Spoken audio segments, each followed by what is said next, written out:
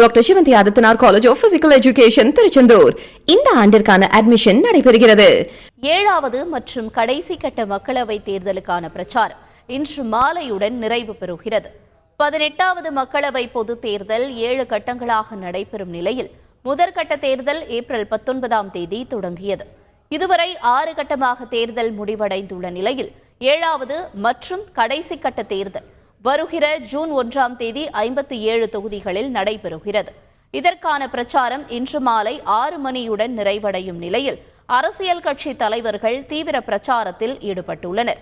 காங்கிரஸ் முன்னாள் தலைவர் ராகுல் காந்தி ஒடிசா மற்றும் பஞ்சாப் மாநிலங்களில் பொதுக்கூட்டங்களில் பங்கேற்கிறார்.